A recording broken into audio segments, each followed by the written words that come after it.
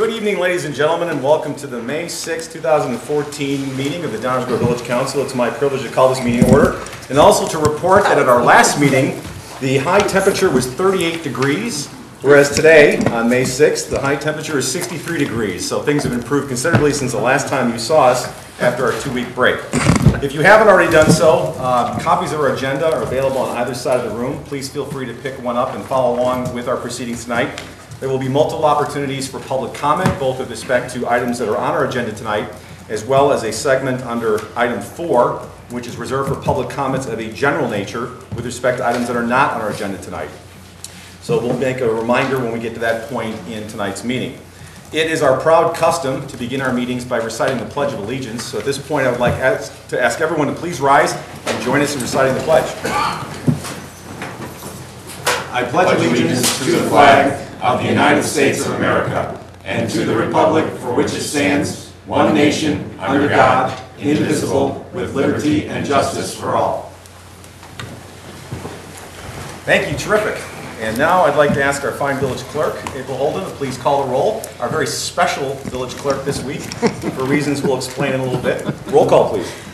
Commissioner Jose? Here. Commissioner Olson? Here. Commissioner Rankin? Here. Commissioner Barnett? Here. Commissioner Neustadt? Here. Commissioner Durkin? Mayor Tully? Here. Thank you very much. That brings us to item 3 on our agenda, which pertains to minutes of prior council meetings. And we have 2 sets of meeting minutes to review and approve tonight.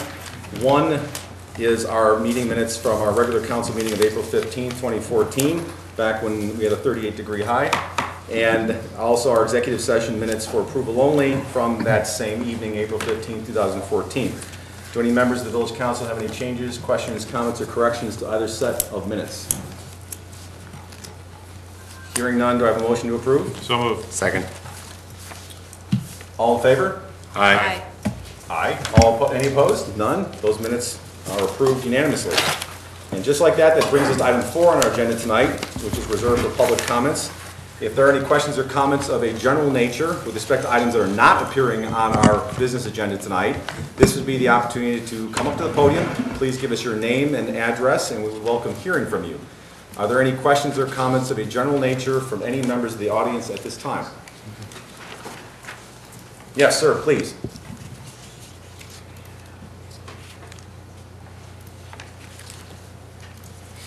Are you taking comments now about what's going to come up on the agenda tonight? No, sir. This is the segment that is reserved for questions or comments of a general nature with respect to anything but what's on the agenda tonight. Got it.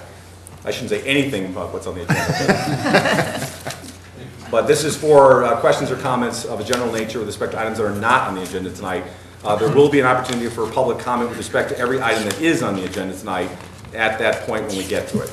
So if there are any questions or comments of a general nature at this point in time. All right, very good. Well, before we proceed with our business tonight, I do have a couple of proclamations. The first one is in recognition of May 2014 being Exercise is Medicine Month. Whereas May 2014 is in fact Exercise is Medicine Month, and whereas all citizens are encouraged to speak with their physicians about how physical activity and exercise may help treat or prevent numerous chronic conditions, and whereas regular moderate intensity exercise has curative and protective health benefits, and whereas the health benefits of physical activity and exercise can do much to improve the quality of life for everyone, and whereas regular physical activity and exercise is indeed a powerful prescription with great potential to improve the health of all Americans. Now therefore I, Martin T. Tully, Mayor of the Village of Downers Grove, do hereby proclaim May 2014 as Exercise is Medicine Month in the Village of Downers Grove and encourage all citizens to participate in activities in the interest of better health and quality of life for all. And hopefully the weather will cooperate with our ability to do that. The second proclamation I have tonight, as I foreshadowed a moment ago, honors Village Clerks or Municipal Clerks Week in the Village of Downers Grove.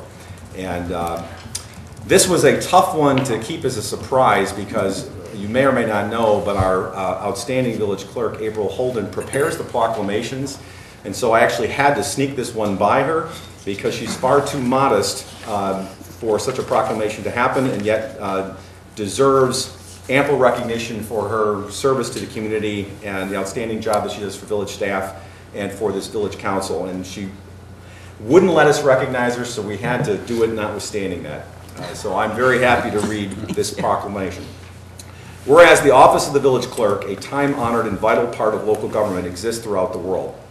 Whereas this office provides the professional link between the citizens, the local governing bodies, and agencies of government at other levels. And whereas municipal clerks have pledged to be ever mindful of their neutrality and impartiality, rendering equal service to all. And whereas the clerk serves as the information center on functions of local government and community. And whereas it is appropriate to recognize the accomplishments of this office and our own village clerk, and call the public's attention to the many services that both the position and our clerk perform. Now, therefore, I, Martin T. Tully, Mayor of the Village of Downers Grove, do hereby proclaim the week of May 4th through May 10th, 2014 as Municipal Clerks Week in the Village of Downers Grove in full recognition of the village clerk's outstanding contribution and dedication to public service for this community. And I am going to embarrass you, Ms. Holden, and ask you to come up here and receive this. And I think that anyone who has had any dealings with the clerk's office will agree with me that we have one of the finest village clerks around.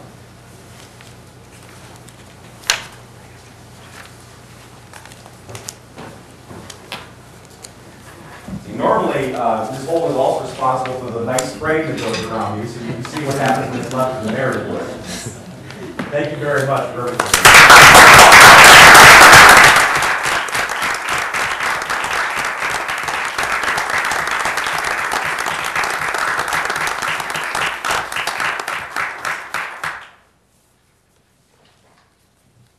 Thank you very much.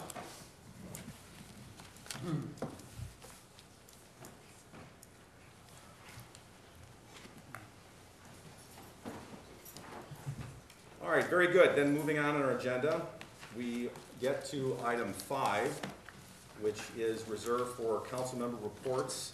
This is a segment where members of the village council have an opportunity to report out on various goings-on or other items of interest in the community. At this point in time, I'll start to my left with Commissioner Barnett. Anything to report at this time? I have no report, Mayor. Thank you. Commissioner Olson? No report. I'll switch gears over here. Commissioner Jose? Thank you, Mayor. This past Sunday, I had the opportunity to go to the dedication of the new pad site at First Congregational down on Curtis Street and get a look at the renovated facilities after the flood of last April. They've done a tremendous job and had a lot of help from churches and other organizations throughout the community, and they do a fantastic job providing a service to the least among us. And I was proud to visit and say thank you on behalf of the village, and I wish them all the best in the future. Thank you. Thank you very much. Commissioner Rankin? I have no report, thank you. Commissioner Neustadt? Thank you, Mayor. I just want to say a quick congratulations to the Downers Grove North journalism team. They competed in the Journalism State Conference on Friday, May 2nd, and won the state championship. So another state championship here in Downers Grove. The team placed in 6 events, and the team members were Nate Eisenhunt, Bruno Bernaschi, Rachel Kruzanowski, Taylor Christensen, Nicole Williams, Andy Osterling, Gabby Martinez, and Katie Goldsmith. Another great job by Downers Grove North, and I just want to give them congratulations. That's all I had tonight, Mayor. Thanks. Terrific. Thank you very much. I have a few items to report out. Number one, I want to remind everyone that the annual Officer Barth Memorial Ceremony will be held on Thursday, May 15th at, of course, aptly named Barth Pond. That service will begin at 1 o'clock p.m. This being the 40th anniversary, I think it's a particularly good time to attend if you haven't had the opportunity to do so. It is quite a remarkable ceremony and one that we hold very special here in the village. We also have another historic event that is taking place on May 17th at 10:30 a.m. The Downers Grove Historical Society will be dedicating or acknowledging or recognizing the Mokel's Hardware Store building at 5122 Main Street due to its significant historical value and presence here in our community. As some folks may know, the Mokel's Hardware Store was the only business that was open continuously for over 100 years in our community. And that building, although it has received some facelifts over the course of time, will be dedicated at that point in time by the Downers Grove Historical Society. Also, another sign that the weather has turned, Coffee with the Council, that being the Village Council, the first one will be taking place, or I don't know if it's the first one this year or the next one. First one this year, thank you. The first one this year will be held on Saturday, May 17th at 9 o'clock a.m. at the Main Street train station. from 9 a.m. until 10 a.m. Anyone who would like to stop by and ask any questions or make any comments to members of the Village Council, we will be there along with village staff and would welcome hearing from you. And then right after that, you can run right over to the Mokel Hardware Building dedication at 10:30, just down the street. And then last, I just want to mention, because we keep thinking very positively, summer will in fact come, that there are only 43 days, 4 hours, and 50 minutes left until Rotary Growth Fest, so we're all looking forward to that. That's all I had to report out. That brings us to item 6 on our agenda, which is reserved for public hearings. We have no public hearings tonight, so we'll move right to item 7, which is our consent agenda. Do I have a motion to approve the consent agenda as presented? So moved. Second. Any questions or comments from any members of the audience with respect to any items on the consent agenda, which is item 7? What is it? The consent agenda. Where is it on the page? First page, middle of the page, consent agenda. There are a number of items underneath it, A through H. Hearing none, any questions or comments from members of the Village Council on any items on the consent agenda? Commissioner Newstead. Thank you, Mayor. Normally I don't comment on the consent agenda, but there's 2 items I'd like to make a quick comment about. Item F is the resolution with the intergovernmental agreement with District 58. I think this is a great example of our village leadership showing how we can help our municipal partners in a way that they don't have the professional staff for. We have engineers and public works crews on staff here, whereas the district is focused on education and student uses and programs. So once again, the village is able to help and find good cost containment for another municipal body, which is a great use of our time and energy here. The second one is a similar comment. The crack sealing project is actually a larger group of DuPage County municipalities. We're able to realize some savings ourselves here, but through the work and through the bidding together of this project in a partnership with other communities, many of the other communities in DuPage County will be saving upwards of 30% on their crack sealing contracts this year. So our percentage is about 2% less than 2013, which is good, but our connection and partnership with the other organizations shows that our leadership and ability to get everybody together to go for a bid helps not only ourselves here in Downers Grove, but the county at large too. So thank you to our staff for their extra work on both of those items, and I look forward to voting in the affirmative for both of them. Thank you, Mayor. Terrific. Thank you very much, Commissioner. Appreciate that. And with that, I will ask for a roll call, please. Commissioner Newstead? Aye. Commissioner Olson? Aye. Commissioner Jose? Aye. Commissioner Rankin? Aye. Commissioner Barnett? Aye. Mayor Tully? Aye, the consent agenda passes unanimously. We're now moving to item 8 on our agenda tonight, which is our active agenda. We have 3 items on our active agenda, items 8A, B, and C. I'll start with 8A first. Do I have a motion to adopt an ordinance authorizing a special use to permit multiple family residence at 715 through 719 Rogers Street? So moved. Second. Any questions or comments from any members of the audience with respect to this item? Hearing none. Questions or comments from members of the Village Council? Commissioner Olson? Yeah, this is an item that I certainly have been a bit conflicted on. We've heard a lot of feedback from the neighborhood. This neighborhood's very concerned about this development. They're very concerned about the changes in character of their neighborhood. But on the other hand, this is providing additional I'd say higher-end apartments and providing additional variety to the housing stock in this community. And I think that that's certainly a very important goal, something we've talked about in our comprehensive plan, and something I even read about nationally as a trend that many, especially younger professionals, are looking to move into downtowns and areas with quick access to transportation. So this does certainly meet a need in our community, and we don't have a lot of that in Downers Grove. I think one of the concerns that I've heard a lot from residents is the bulk of this building, the concerns about perhaps the look of it, and that a 6-story building is going in their neighborhood. And I've spent a significant amount of time with the proposal, looking at the diagrams, looking at our code, and what stands out to me is that this is,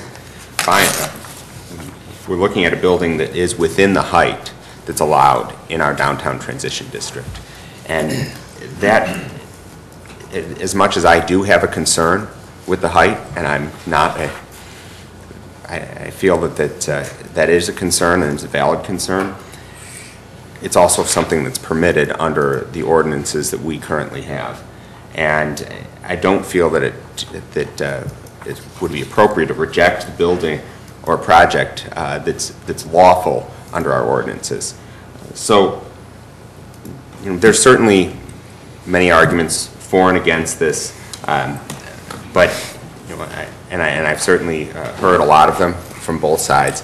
So I appreciate all the feedback that we've received from residents, appreciate all the feedback we received from the developer and their ability and willingness to work with the village and some extra conditions that we've placed upon it to ensure that this development is less intrusive than, or provides as little intrusion onto the neighborhood as possible. So, thanks, Mayor. Thank you. Appreciate it, Commissioner. Other questions or comments? Commissioner Barnett? Thanks, Mayor. Barring some new set of information yet this evening, I plan not to not be in support of this. The whole question of a special use is one that I suspect people recognize by now is a little bothersome to me in terms of our ability to influence that. And while there were some provisions made by the petitioner, to be sure, by and large, most of them that came from this body or from our staff were generally rejected. In particular, the special use approval process is, I would argue, more subjective than we often give it credit for being. There are a couple of comments, you know, in our packet of information. Certainly C and D, those of you up here know which ones I mean, are clearly met. The first two, though, are A and B, which has to do with whether or not it's going to contribute to the general welfare or change the character of the neighborhood are way more subjective. And we made specific requests associated with the bulk and the style that we thought would be helpful to mitigating that change to character. They were generally rejected.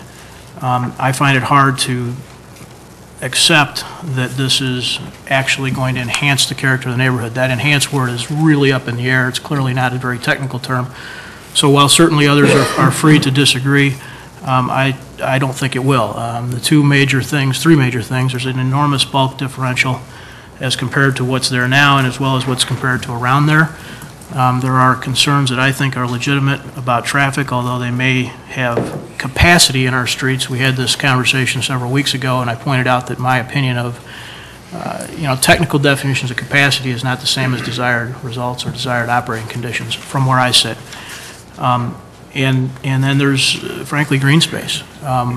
What's being replaced has a third of the lot basically open, and now we're going to cover the whole thing. And so from where I sit, there's a great reason to put this development, try and move it forward, but in its current form and with the accommodations made by the petitioner, I'm not satisfied that it meets my understanding and my definition of not affecting the character of the neighborhood. So some of this is on, frankly, from where I sit, on us and on the village as it relates to traffic, but I cannot support it as it sits right now. Thank you, Commissioner. Other comments? Commissioner Rankin? I am going to be supporting this proposal. Our comp plan encourages multifamily in transitional land uses, and this is zoned downtown transition. Our comp plan also identifies the need for a variety of housing stock, and this definitely suits that. The development complies with all the bulk requirements and parking requirements of the zoning ordinance. The traffic study has indicated that development will have minimal impact to traffic in the area. And it begins the process of transitioning an area that's identified in the comp plan as a catalyst site to relocate an industrial manufacturing use elsewhere and replace it with low-density office, mixed use, or multifamily. It replaces an unattractive site with a more attractive one. Multifamily residential is an allowed special use in the downtown transition district. So we had to kind of determine if it meets the standards for approval. I agree that it does. I think it's going to start the process of switching that area. There are apartments and manufacturing uses in the area already, and I think it's going to be a good project for Downers Grove. I'm going to support it. Thank you. Thank you, Commissioner. Other questions or comments? Commissioner Jose? Thank you, Mayor. I'm going to try not to repeat too much of what has already been said, but I too will be supporting the project. I think it does bring desirable multifamily, certain upscale development to Downers Grove. I think the fact that this site includes quite a bit of green space currently is demonstrative of the fact that it is currently underutilized. And I think it will be good for the community to take full advantage of that parcel and bring it to a higher and better use.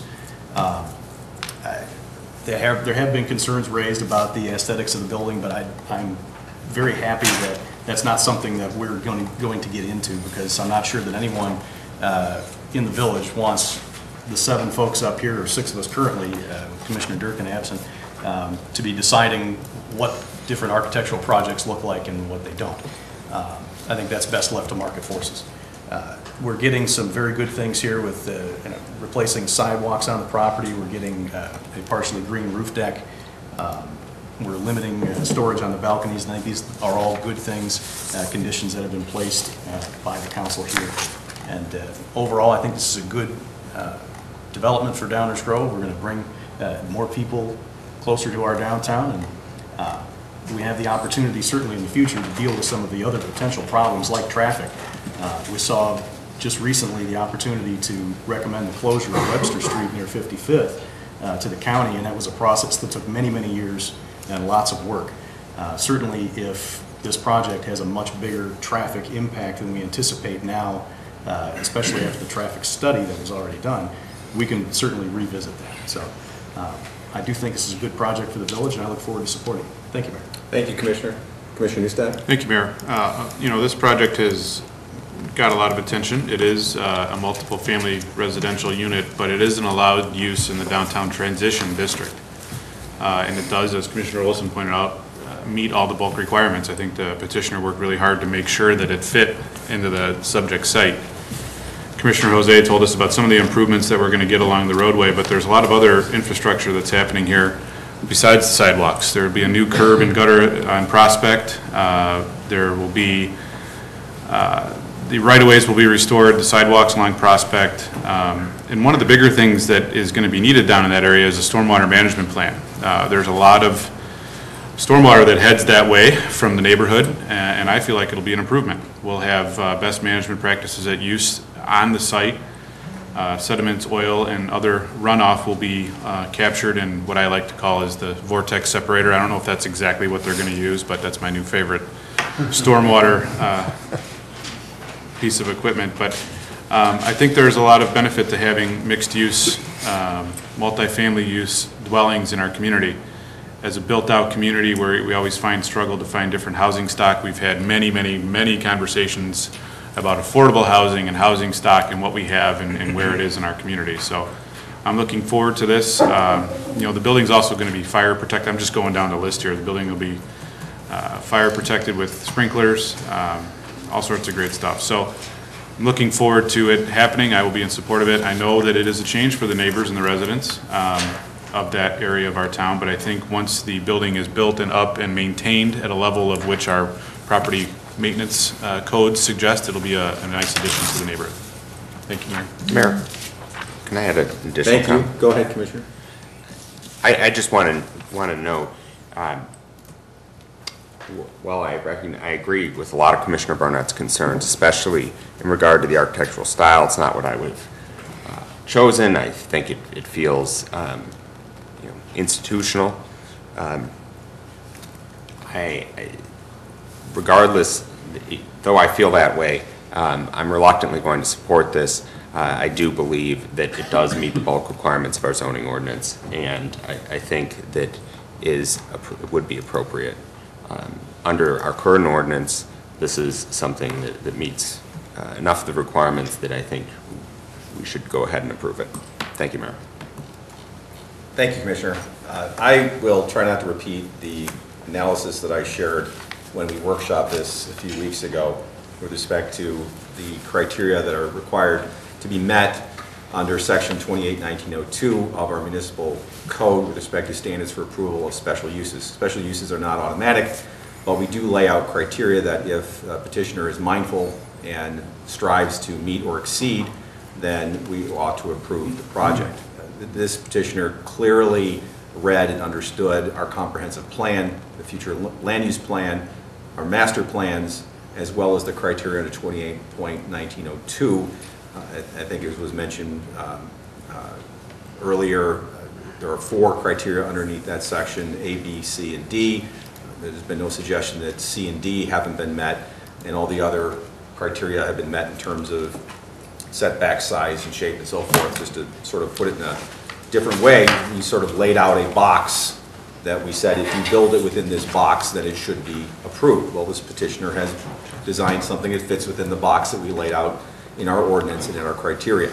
And A and B, C and D are clearly met. The only question I think I had last time was A, I wanted to look a little bit more closely at the issue of whether the proposed use at this particular location is necessary or desirable to provide a service or facility that is in the interest of public convenience and will contribute to the general welfare of the neighborhood or the community. And I look at that because while you're not supposed to be detrimental to the neighborhood, we don't necessarily have to improve it, although I think, as was pointed out by Commissioner Rankin, this is an improvement and one that's consistent with what the plans are for transit-oriented housing developments along railroad tracks in what is now a very industrial-looking area. One could quibble about whether it improved it enough. I understand that different folks have different views in terms of where on that sliding scale an improvement should be, but it certainly will be an improvement. There's no question about that than the current use.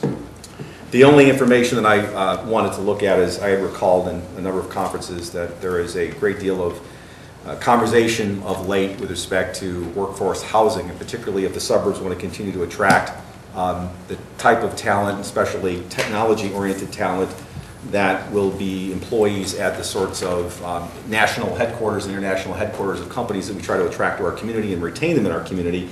We need to provide the type of modern apartments and condominiums within walking distance of a train station that those types of employees will look to live in. Otherwise, they all go to Chicago because obviously Chicago has that. We don't want to just give up on that and cede the economic development aspects of this to the city of Chicago, so I think we need to be mindful. When I say we, I mean all suburban municipalities need to be mindful about the economic development aspects of this, and this kind of workforce housing, I think is something when we have the opportunity to put one in and it meets our criteria, we should.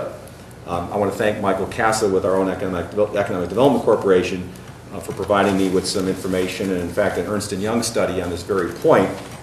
One of the takeaways of which is that where prospective employees live and work is driven by many factors, but at the top of that list are the availability of modern apartments and condos located within walking distance of a train station. Well, that's exactly what we're talking about here. We have the opportunity to do one. It fits all our criteria.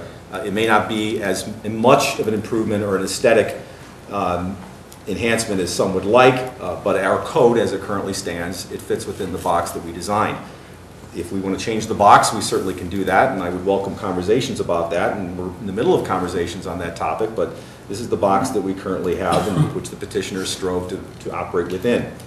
The very positive part about this is that we have this kind of project before us at all. A few years ago, that wasn't the case. The fact that someone is proposing to build a new residential development in our community, I hope and continue to believe, is a sign of an improving economy.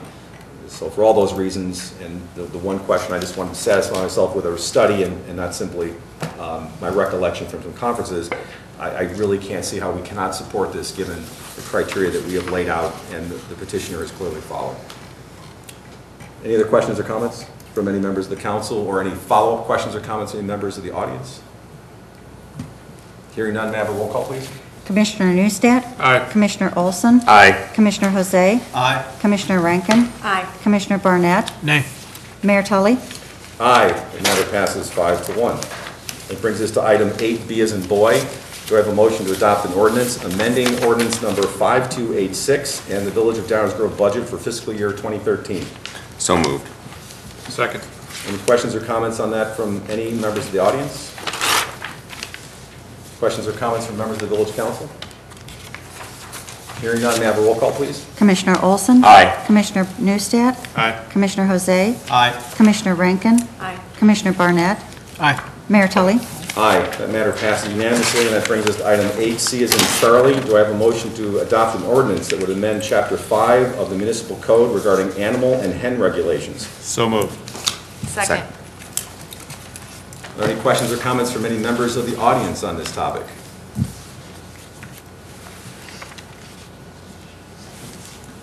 Any questions or comments from members of the Village Council? Commissioner Jose. Mayor Tully, thank you. This has been a long time coming with this particular ordinance, and I've supported the idea of neighbor consent from the very beginning, but the 5-year period of the permit is a little long, in my opinion. I think there are significant and I think health concerns that should be taken seriously, and I think the opportunity for people to move out, neighbors to move in, and the lack of an opportunity in the ordinance as it's currently structured to require any sort of consent or really get any notification on the front end prior to moving in is problematic to me. So for that reason, I'd like to offer an amendment to the ordinance as presented to substitute the number 2 for the number 5 in terms of the years of the period of the permit. Second.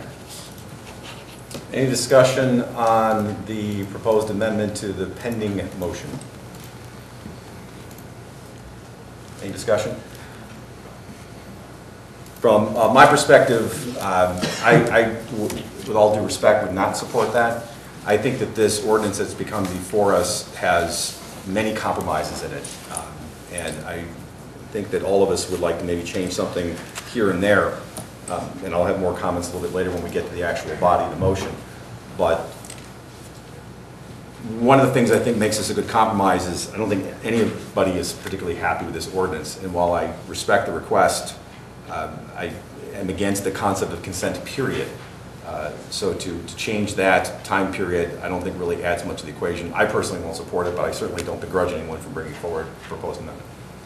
Any other questions or comments on Commissioner Jose's amendment? I would just agree with your comments, Mayor, that I wouldn't support that either. I feel like while I respect what you're trying to bring forward, people that have gotten the consent from their neighbors and invested in a coop, and they've started the process within 2 years to then take that back from them, it seems a little unfair to put it out there and take it away. It seems like too short of a time frame. So I wouldn't support that either. Thank you, Commissioner. Other questions or comments on the amendment? Any questions in the audience on the amendment? Hearing none, may we have a roll call on Commissioner Jose's amendment, please? Yes. Commissioner Jose? Aye. Commissioner Olson? Aye. Commissioner Rankin? Nay. Commissioner Barnett? Aye. Commissioner Newstead? Nay. Mayor Tully? Nay. Motion fails for lack of a majority. So now we'll go back to the motion as proposed, which was previously moved and seconded. Any questions or comments on that ordinance? Commissioner Olson. I think this has been, obviously, as it's already been noted, it's been a long time coming. I'm very pleased that we're finally able to vote on this and we'll be able to put this, this issue behind us. I think we've received many resident comments in person, over the phone, through email, in public meetings, in our meetings, both here in this chamber and also the roundtable meetings that we've had. And I think I really appreciate the thoughtful comments that members of the public have provided to this council as we've gone through this issue. It's been quite challenging for the community. I did want to ask a question to staff before moving forward. I know that the ordinance as proposed tonight specifically limits the animal that can be kept as to a hen, chicken, essentially. It's the specific Latin name and all that is in the ordinance. Are people currently allowed to keep small fowl like ducks or other small fowl under our current ordinance? Yes, currently they are. Would they not be allowed to keep those animals under this proposed ordinance? Yes. Well, it would depend if they could meet the setback requirements. Okay, so if you perhaps owned ducks, you have now legally, you would have to meet these new setback requirements. Right. There'd be new requirements on if you owned small fowl. Correct. Okay. I think that's an unintended consequence of this ordinance. And perhaps, certainly, concern that I was made aware of by a resident just in the hour before this meeting. So I thank you for that clarification. I think, from my perspective, this is an ordinance with a lot of issues. I have not been somebody who's generally supported the idea of expanding chickens in our community, or hens, or however you like to call them. I think that there's a number of issues with this specific ordinance as well. First of all, I think the consent, I have a lot of concerns with the consent. I think that while I don't support the general concept here, I also have a lot of concerns with the consent, especially it's been raised in the past couple of weeks. Residents and conversations I've had, concerns about the impact on neighbors and the impact on relations between neighbors, on the relations within a neighborhood that could be damaged by somebody not giving consent, and somebody not giving consent for valid reasons, perhaps of health. I think that this ordinance, also there's some unintended consequences. For example, like the one just pointed out with ducks or small fowl. I think the impact, the meaning was really to limit the size and the noise of these fowl, not specifically to preclude ducks, but that is a consequence of the ordinance as it's presented. I personally will not be supporting this ordinance tonight. I think that this community and the community has raised a number of issues, both with the concept, by and large, of fowl, and the concepts contained within this ordinance. I hope that we will not expand this concept of consent to other aspects of the village. I think that when it was initially proposed, it sounded good to me. I mean, I initially thought, oh, well, this is a nice way to compromise. As I've thought about it more, heard more comments from residents, I have more and more concerns about allowing chickens or allowing somebody to use their property as they fit only if they get their neighbors to consent. I feel that is just not a way we should do business. So I will not be supporting this ordinance tonight. Thank you, Mayor. Thank you, Commissioner. Other questions or comments from members of the council? Commissioner Neustadt? Thank you, Mayor. I will be supporting this ordinance tonight. We've been talking about this for about a year and a half. I think it's important that we come to a conclusion and give it a trial. It's no surprise to most people in the chambers that have been following this and those watching at home that I've always wanted to try to expand the fowl ordinance and see how it affects our community.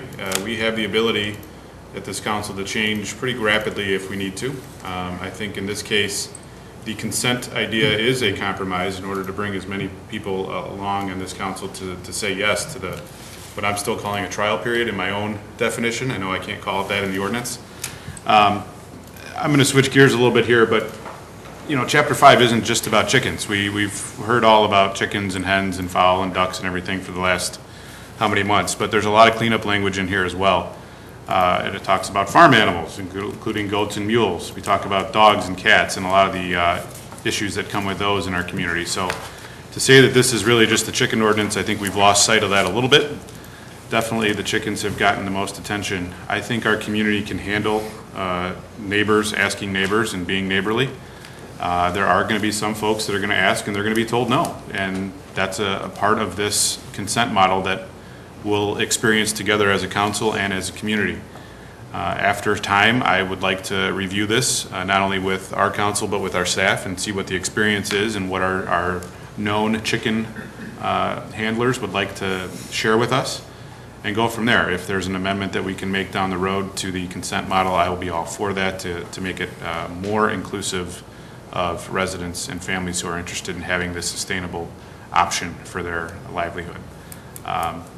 I know, as with many rules and codes and municipal ideas, there are some folks that abuse them. I think that the folks that we've had in our community that have had chickens and wanted to keep chickens were very responsible. My experience shows that in order to actually maintain a chicken coop and have production of eggs, you need to be responsible with the animals. And you can't have a dirty, an unsanitary, or an unclean coop in order to really get the process going in your backyard. I'm pleased that we're finally at this point to make a decision. I hope that we have good experience in our community, and I wish those luck that are trying to have this as an option in their yards. And I appreciate everybody's many, many hours of research, study, reading, compromise, desire to look at something new. And I'm hopeful tonight that we can get acceptance of this first step in a new ordinance for not only chickens, but the rest of the animal changes that we're making to our municipal code. Thank you, Mayor. Thank you, Commissioner. Commissioner Barnett? Thanks, Mayor.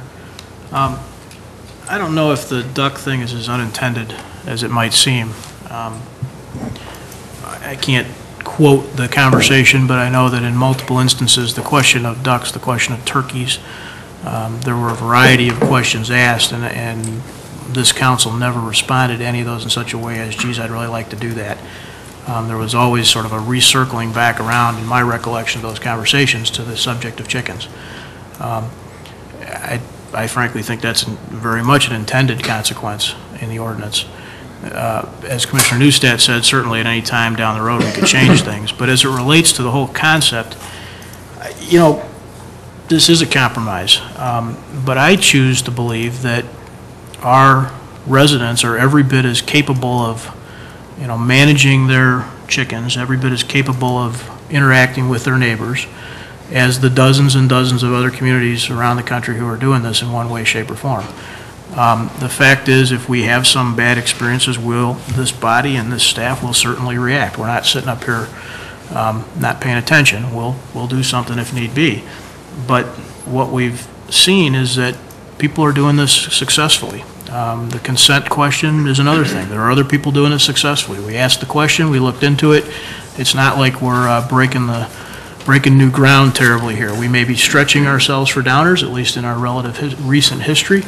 But our residents are every bit as capable of handling this with each other and with their livestock as anybody else in the country is.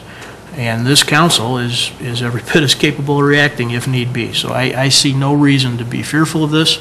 I see no reason to think that we can't handle it. And I'm glad that we're moving forward. If anything, it's a little bit astounding to me that it took quite as long as it did. But I guess that's how you get 7 people to a compromised position. That's not all bad. It is a step forward. In my mind, it is progress, and one that I'm kind of excited to start trying. I choose to believe it's going to go well, and I'm looking forward to it. Thank you, Commissioner. Other questions? Commissioner Rankin, please. Like some of my colleagues, I'm thrilled to see this moving forward. It's been a long and winding road, trying to find compromise and trying to find a path that we can all kind of get on. And I would have preferred that it was neighbor notification, but if this is a way that we can move forward and kind of give it a try and see what happens and see how our neighbors work together and see how our community reacts, I think that's great. So I'm just glad to see that we're here and that we're going to vote on it, and we'll see what happens from there. Thank you. Thank you, Commissioner.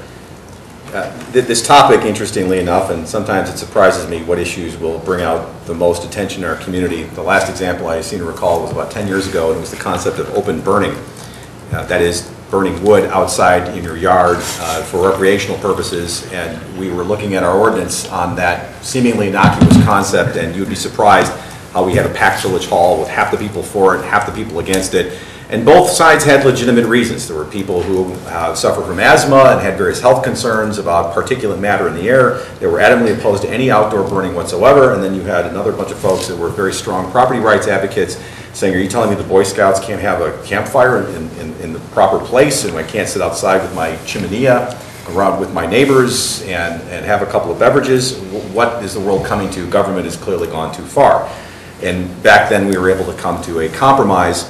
What was allowed, and to my recollection, it's been over 10 years since then, and I don't think we've had any really serious problems since. And it turned out a lot of the flap over the open burning issue turned out to be overblown. I'm very hopeful that this is exactly what this situation is going to be, because we've gotten a lot more attention and discussion and time spent on this than some of our budget meetings, quite frankly. And so I am very, very pleased that regardless of whether I agree with every aspect of this ordinance, which I do not, it is a compromise, and it will finally resolve the issue going forward.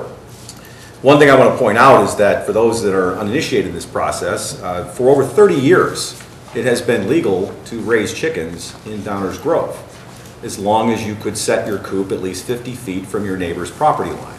So we've had chickens in Downers Grove for a long time. Some people didn't know that, and the fact that people didn't know that, I think, is a testament to the fact that it hasn't been a problem. So what we've been debating all these many months is over a year now, is making it more permissible for people to raise chickens in Downers Grove. And this is, of course, part of the trend towards more urban farming, sustainable food sources. It's something that's happening everywhere. It's not just Downers Grove. And yet there's been more attention to this incremental amount of people who would like to have backyard coop, even though they don't have properties that are large enough to meet those 50-foot wide setbacks. And by the way, we're not disturbing the existing 50-foot setbacks. If you have a large enough property you can keep a coop on right now, most of this doesn't even apply to it. We're really talking about allowing some incremental amount of people to do something they otherwise couldn't do because of the constraints of their property size. And it's really remarkable how much discussion there has been. One thing that's always struck me as odd is the comment that, well, this is Downers Grove, we're not a rural community. Why in the world would we have chickens out here? Well, A, we've always had them, or at least for over 30 years we had. Before that, they were legal too. But B, I can't think of a more urban place than something that's to the east of us, which is called the city of Chicago. And anyone who's done any research on this issue in the city of Chicago knows that the city of Chicago is far more permissive on this very topic than we are. Basically, you can keep an unlimited number of chickens in the city of Chicago. And largely, the issue of any complaints or concerns that neighbors may have is dealt with through the nuisance ordinance, which I mentioned the open burning issue earlier tonight. That's how we've dealt with any concerns about open burning, to the extent that there is a neighbor who legitimately lives next door to someone who can't, for whatever reason, health reasons or otherwise, tolerate the burning of wood outside because of the particulate matter. We have a nuisance ordinance that allows that situation to be dealt with on a case-by-case basis. But you do not need to go and get your neighbor's consent before you can have a backyard fire. I couldn't be more opposed to the concept of neighbor consent here, because I think it is, for us, unprecedented. I agree it's not unprecedented anywhere in the world. There are some people that have that element. And I also have confidence that our friends and neighbors here in Downers Grove will be able to live with it and come to good terms on it. But I think it sets a dangerous precedent for what else do we potentially, as a government, going to require consent for. We don't require neighbor consent for dogs. We don't require neighborhood notice for dogs. We do require neighborhood notice for building a new house, but you don't get to choose what kind of house your neighbor builds and what style it's in and so on and so forth. And as I mentioned, for open burning, you don't have neighborhood consent either. It's only if some problem is presented, then through our nuisance ordinance, one can take measures. And so far, that's worked pretty effectively in that context, and I don't see why that wouldn't work just as effectively here. But all that being said, this is, in fact, a compromise. And I, probably more than anything, like Commissioner Rankin said and Commissioner Neustadt said, want to bring this issue to a close. Let's face it, it's probably put us at the butt of more than a few jokes in the Chicago metropolitan area that we're discussing this issue. But I'd like to think about it as, if our community feels that passionately about it, that they want to talk about it and present opposing views on this topic, I think we owe it to our constituents to have that conversation. Far be it from us to say, well, we think that your views don't matter, so therefore we're not going to talk about it. Let's instead talk about a multi-story apartment building that will support commuter transit and economic development. Those might be things that we would rather talk about. But if our community wants to talk about this, then God bless them, we're going to talk about it. And I would like to think that, like open burning over 10 years ago, we're coming to something that is a compromise and we can move forward. Tonight, I hope we are moving forward, and I will echo my colleagues' views that perhaps, even though I oppose the neighborhood consent concept, I will support this ordinance as currently written with that caveat so that we can move this topic forward and get on to other things that I know we have our village staff waiting to work on, including facilities planning and many other important tasks that we have before us. But I would like to revisit this in whether it's 6, 12, 18 months, because I am convinced, and perhaps I'll be proven wrong, that a lot of the fears and concerns and flap that we've seen over this will not be borne out. And we can have a serious conversation down the road about making some changes and maybe obviating even the need for Commissioner Jose's well-intentioned motion to make the amendment, because we can lift the whole consent requirement, period, would be my hope, because it is something that does sort of stick out like a sore thumb when you look at the other things that we have in our land use ordinances. Not entirely, but in this category, that's my belief. So I'll be supporting the ordinance, but I wanted to just reiterate once again, I am only doing so as a compromise measure because I do not favor the neighborhood consent component at all, but I don't think anyone who's been to any of these meetings will be shocked or surprised to hear that. Any other final comments from any members of the village council? Something struck me. It's borderline related, Mayor, but indulge me. We should put together a tape of our various meetings where we talk about how rural we are, when we talk about sidewalks and curbs and gutters, and then we talk about how not rural we are when we talk about chickens. Those are great. I think it'd be a lot of fun. I think that would be a lot of fun, because I think it all depends on the topic and one's particular stance on an issue as to whether we're rural or suburban or urban. I would agree with you on that, and it changes depending on the time of day. Commissioner Jose. Thank you, Mayor. I'd just like to clarify one thing. It's not neighborhood consent, it's neighbor consent. It's only those that are contiguous to your property, not the entire neighborhood. Which in some instances could be a neighborhood, depending on where you live. That's entirely true. There could, if you've got multifamily next door, God bless you. The concept of neighbor consent, as Commissioner Barnett said, is not something that's unique to Downers Grove, and I do think that this is a good first step in terms of introducing the larger concept of chicken ownership, because it allows neighbors to have a bit of a say. And yes, this does stick out to a degree like a sore thumb. However, there are public health concerns that I think are unique to a situation like chicken ownership or perhaps open burning. You do have the opportunity for increased health risks to children, to elderly folks, to the folks with autoimmune issues. And 5 years is an awful long time if something pops up in your health. Our health is fragile. It's something that can change at any time. And I think that's something that we all should take seriously. I know I take it very seriously. And as a result, because I think the 5 years is too long, there's no opportunity for a neighbor to address that change in circumstances, I'll be voting against the ordinance, despite the fact that I do support the lion's share of it. I just think the 5 years is too long.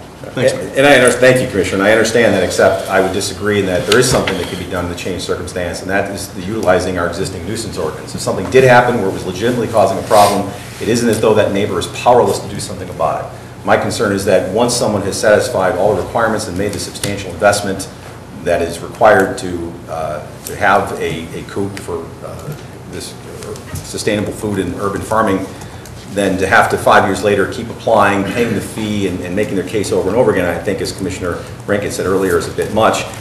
I have faith in our nuisance ordinance, and I've seen it work. It's like the old joke about the person says, one person says to the next person, do you believe in baptism?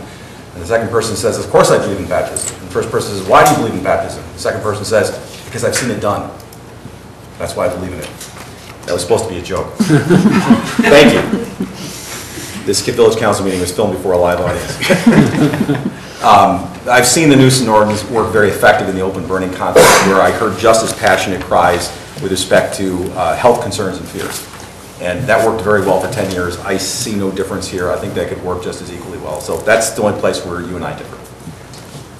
Other questions or comments, or any final questions or comments from members of the audience? It's only been a year plus that we've been talking about this. Are you sure? All right, hearing nothing further, roll call, please.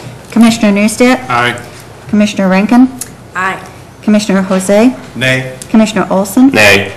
Commissioner Barnett? Aye. Mayor Tully? Aye. Matter passes 4-2. And that brings us to the end of our active agenda, item 8, although I do just want to add that I want to thank all the residents, regardless of what their viewpoints were on this topic, for the many meetings and comments and input and communications that we've received from everyone. As I said earlier, obviously this was an important issue to the community because we heard an awful lot from quite a few of you. So onwards and upwards. That now brings us to item 9, our first reading or our workshop agenda, which is when we entertain items for presentation and discussion purposes only. Potential action at a later point in time. There will be no vote on any of these items tonight.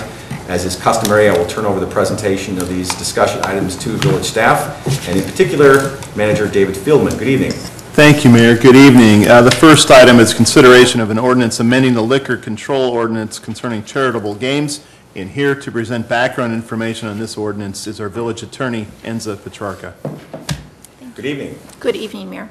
The proposed ordinance amends the liquor control ordinance to allow non-for-profit organizations to hold charitable gaming events commonly known as casino nights. The not-for-profit organizations would be required to obtain a license from the Illinois Department of Revenue and conduct the events in accordance with the Charitable Games Act. Also, if the not-for-profit organizations should wish to serve alcohol at these events, they would also need to obtain a special event liquor license from the village. That is it, and I'd be happy to answer any questions. Thank you. Any questions or comments on this item from any members of the audience? Questions or comments from members of the village council?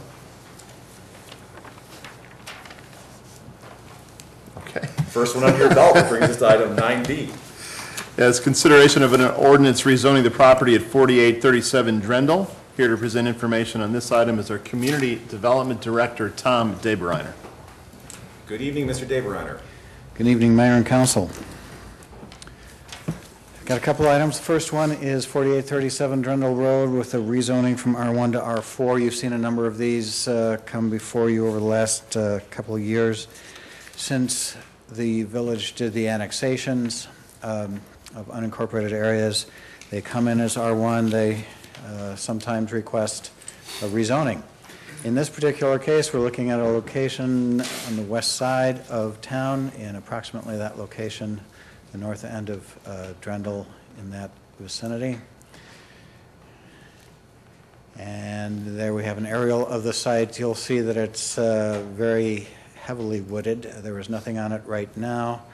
And if you drove out there, that's what it would look like, something like that. So they would like to build a house on this property, and the R4 designation, in fact, fits better than R1, which really couldn't be done in this area and meet all the setbacks, et cetera. So I'd be happy to try to answer any questions. Thank you. Questions or comments on this item from any members of the audience? Questions or comments from members of the village council? And we left all our best stuff on the chicken ordinance, I guess. Yes. Brings us to item C, please. The next several items are really one major issue for discussion, and that is the redevelopment of the southwest corner of Ogden and Florence.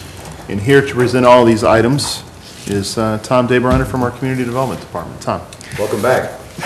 Thank you. It feels like I never left.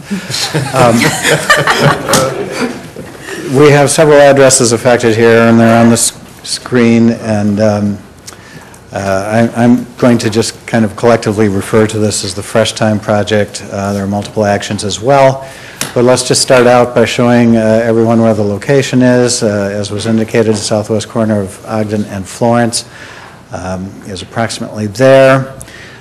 These are the items that we're looking at tonight. There is a rezoning that we'll consider, two rezonings actually that we'll consider. I'll show you where those are. Final plat of subdivision where we take 10 lots, although I counted it just before I got it. It may have been a different number there, but it's a lot of lots reconfigured down to 2. A special use ordinance for a drive-through restaurant associated with the outlot for this project, and then designation of plan development number 52, along with an ordinance authorizing execution of a redevelopment agreement, which is the way we would handle something generally complex. So here is the site outlined in blue, showing an aerial of what exists there today. A couple houses on the south side and some remnant buildings on the north. Ogden Avenue is located running left to right along the top side of the picture. Fairview on the left side, Florence on the right, and let's keep moving. This is the lot configuration to date.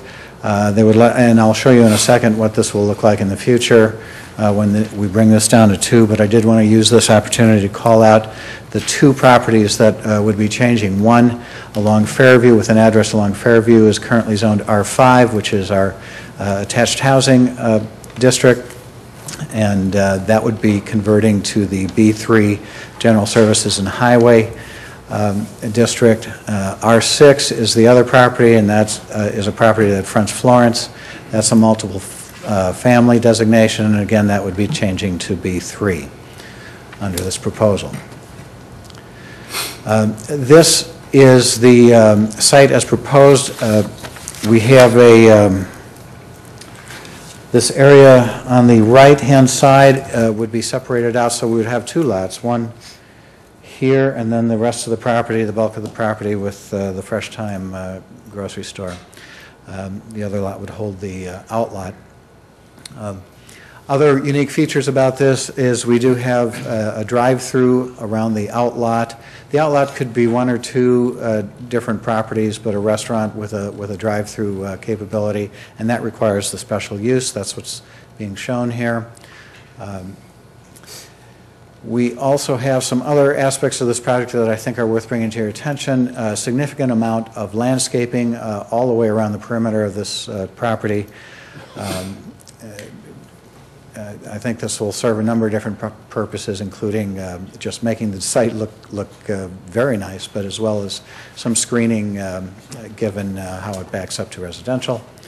There are 4 entrances. This is a significant decrease from what currently exists out there. There are something like 6 along Ogden Avenue and 2 along Florence.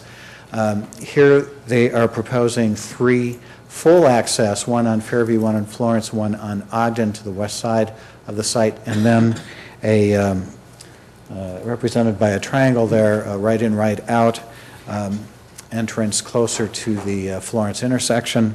It's right in, right out because it is very close to the Florence intersection. Illinois Department of Transportation controls these things, and this limits left turns out and left turns into the site for safety reasons. Here are a couple of the elevations. The top one is from the north side, from the Ogden side. That's what the building would look like. The east side is shown on the lower, in the lower picture. Well, not as interesting necessarily. The bulk of this, actually, about the middle portion of that would be blocked out by the outlot and a more interesting looking outlot building. And I think that we don't have elevations for that, of course, because we don't know the tenants there.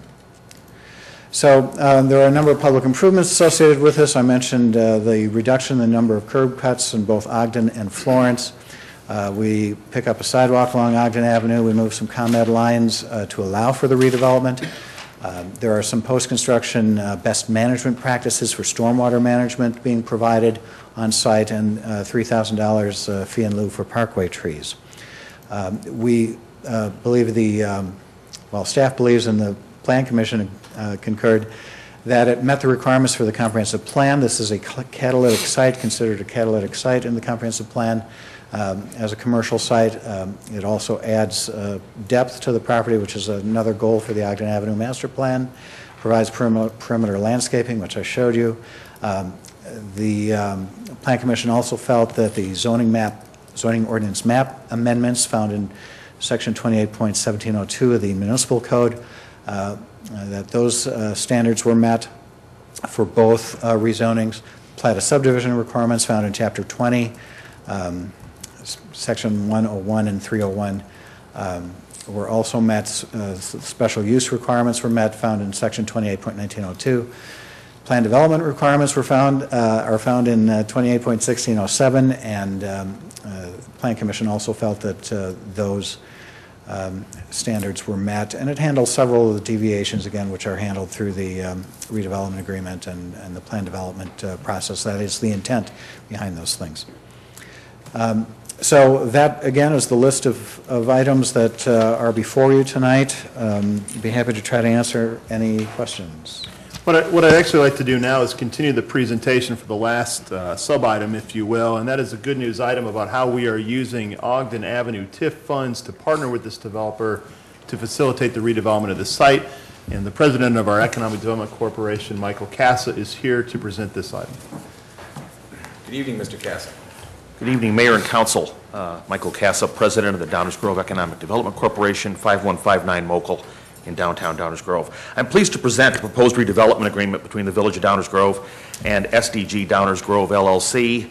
Shorewood Development Group, based in Buffalo Grove, is the developer for this project, and they are a well-regarded developer in the Chicago area. They have developed many projects throughout the region, and they're currently developing several centers that will be anchored by a Fresh Time Farmers Market. This is a new retailer coming into the Chicago area. The Fresh Time Farmers Market is a new full-service specialty grocer which plans to open 60 stores in the Midwest United States over the next 5 years. 23 stores will be opened in the first phase of the rollout, with many in Illinois, and the first store in Illinois just opened in Mount Prospect. Shorewood is proposing to redevelop this site for a 33,555 square foot commercial center that will include, as Tom indicated, the main anchor as well as an outlot. The redevelopment of this 3-acre site has been an important priority both for the village and for the Downers Grove Economic Development Corporation. Currently, the site has closed buildings that are generating very little in terms of real estate taxes and zero in terms of sales taxes. The terms of the proposed redevelopment agreement you have before you are as follows. The developer shall construct the new commercial center according to plans submitted to the village. The developer shall make improvements including the burial of the ComEd overhead lines, stormwater management improvements, and the other improvements that Tom Dabriner mentioned. The developer shall complete this project no later than July 1st, 2015, and the village would use TIF funds to reimburse the developer for the cost of stormwater management improvements and the utility burial for a total amount not to exceed $550,000. The EDC has been marketing sites on Ogden for redevelopment for some time. It's been one of my top priorities since I came here nearly 3 years ago. The use of TIF funds for public improvements and other unique infrastructure costs is an important tool that can be used to achieve that goal.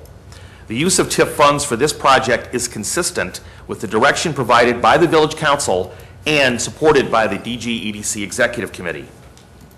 During the discussion on the OASIS program last summer, the Council strongly indicated that we should continue to promote commercial redevelopment on the Ogden corridor, and the use of TIF funds to accomplish that goal was an important tool and should be pursued. And secondly, a year before that, in August of 2012, the EDC Executive Committee, which includes the Mayor, Commissioner Durkin, Manager Fieldman, and Deputy Manager Baker, held a special meeting of our Executive Committee, which we identified as the top priority for the use of TIF funds will be for exactly this type of commercial redevelopment in which we're helping offset some of the costs of public improvements. There are several benefits to this project. I'm going to mention 6. 1, a vacant site with 2 closed buildings is going to be transformed into a viable retail destination. 2, national retail tenants will lease space in this center, generating between $150,000 and $200,000 a year annually in sales tax revenues for the village. The project will generate increased real estate taxes for all the governmental bodies in Downers Grove. We'll be creating new jobs. The project will enhance the Ogden Avenue corridor as a retail destination for area shoppers. And number 6, this is going to help spur other redevelopment. I've already had calls on 2 other pieces of property close to the Shorewood piece, people looking to keep that momentum that's been going on near Fairview and Ogden. You know, we've had Bentley and Lamborghini, and there's the A-Lin project, the project that had the Five Guy Burger and Fries. It's becoming a pretty impressive corner in terms of commercial redevelopment. I think this will continue that and will help spur even more. This is a big win for our community. The Downers Grove Economic Development Corporation strongly supports the proposed redevelopment agreement with the developer, and I believe you received a letter from the EDC indicating our support. If not, I have extra copies with me. I just want to close by thanking the village staff. They worked very hard on this project and expeditiously. I want to thank my friends from Shorewood and Fresh Time. The representatives are here today. And just wanted to thank you again, and be happy to answer any questions that you might have. Thank you, Mr. Casa. Anything further from staff presentation perspective? All right, terrific. Thank you very much. Appreciate the detail, and of course, Mr. Dave Reiner just knows it when he starts to cite code provisions from the ordinance. That just always gets me, puts a big smile on my face. So thank you. It's the code geek. I'll open it up at this point in time. Any questions or comments from members of the audience on anything that was just presented, even if it touches on multiple parts of items under our first reading or our workshop agenda? Yes, sir, please. You can come to the podium and give us your name and address. We'd welcome here in front of you. Good evening. Good evening. My name is William Natali. I live on Lake Avenue, 422 Lake Avenue in Downers Grove. I'm a 24-year resident of Downers Grove, previously owning a home at the corner of Maple and Cumner. Maybe some of you might be familiar with it. It's a big blue farmhouse. I'm here on behalf of the 65 citizens who signed a petition, and I'm so pleased to hear, Mayor Tully, that you're more than willing to hear the concerns of the citizens here of Downers Grove. I have that with me, but I'll present that in a moment.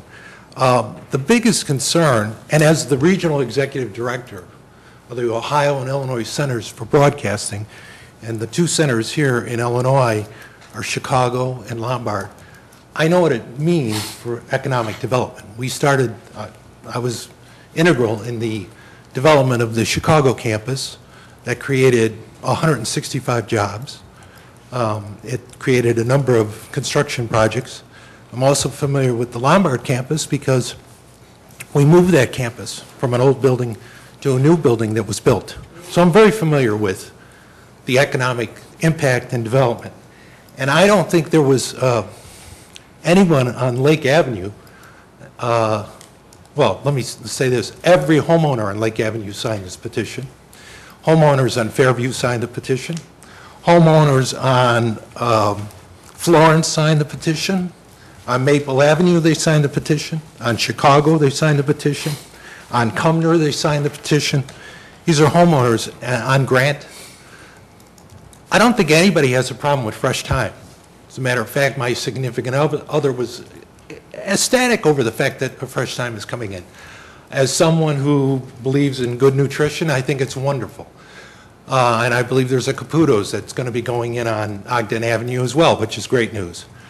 But I think the concern that I'm here representing the 65 citizens who signed this petition, as well as every homeowner on Lake, are the following. Lake is a cul-de-sac. You wouldn't know it does not have an outlet unless you're moving north on Fairview. The sign is east-west. You don't see it from coming south, and you're not going to see it if you're pulling out of what basically is a truck lane. That's a truck lane that they're describing right there. Semis, bread trucks, number of trucks will be coming in there so that they can drop off groceries at Fresh Time. You're asking for 5 ordinances, or the petitioner is asking for 5 different ordinances. But let's just take the truck lane, for example. That truck lane, the residents on Lake Avenue are concerned that trucks are going to move west, and they're not going to realize that there's not an outlet, that it's a cul-de-sac. So lots of traffic, and there's a number of homes on that street that have children. Children that are 5, 6, 8, 9 years old. Very concerned about the traffic. The same was true of people on Grant and Florence. The concern there is that the trucks on Florence are going to make a right, not make a left, to go to Ogden, because if you're going to try and make a left going west, that would be the worst place to do it with all the traffic. You're going to make a right, you're going to go down Florence, and then you're going to make another right and go down Grant. So you have concern on Florence and Grant, which has a number of homes with little children on it. The other concern that senior citizens have is that Fairview Avenue at that point goes from 4 lanes to 2. And there were a number of senior citizens who are very much aware that the hospital run is on Fairview Avenue. The hospital run going up to Good Sam. We had a fireman in the group. He made it very clear that fire trucks keep trying to get through there with a semi-truck making a turn and with possible congestion. And I think it's great that we've got Five Guys there, we've got McDonald's there, we've got Panera there, we got Brown's, all within a block, basically. So it's great that we have all this fast food, and now we're going to have possibly 2 more fast food restaurants. The commissioner at the planning session, 15 residents got up and expressed their concern about traffic. We were told that IDOT looked at this. However, IDOT doesn't live in this area and doesn't have to try to move off of Lake or Grant or Davis or any of the other streets there onto Fairview, which is congested at that point. If you're in an ambulance and you're heading north, God help us when somebody dies because there's a semi-truck blocking the ability for the ambulance to get through. And that is a real possibility.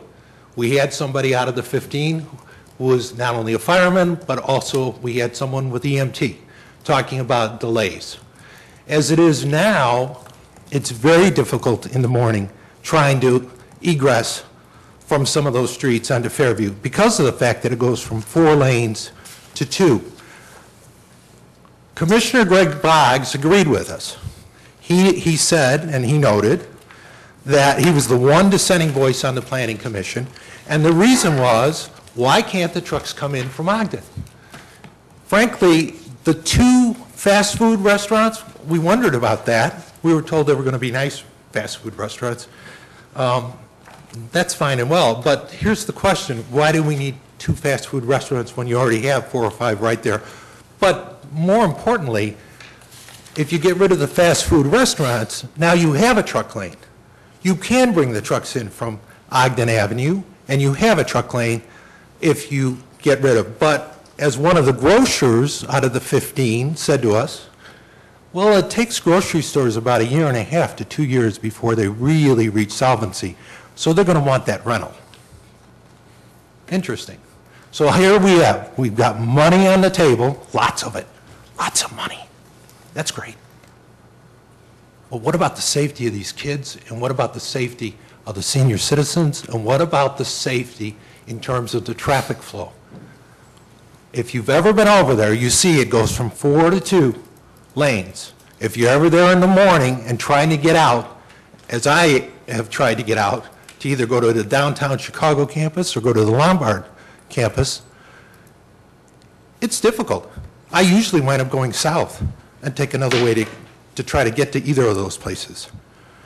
The biggest concern that we have is that a child is going to be killed by one of these trucks or these bread trucks, and we were told initially just a couple of trucks, and then later in the Planning Commission discussion it was, well, there'd be this truck and there'd be that truck, and the grocer in our group said, no, that's not how it works. There are a lot of trucks that come in and out every day. Semis, bread trucks, all sorts of different trucks. So now you're going to have a semi making a left or a right into this truck lane, and if they make the left, they completely are blocking the flow of traffic from the south and from the north, and you got an ambulance going north. Wonder what happens then. So when somebody dies, whether it's a kid or a senior citizen, okay, that's got to be taken into consideration.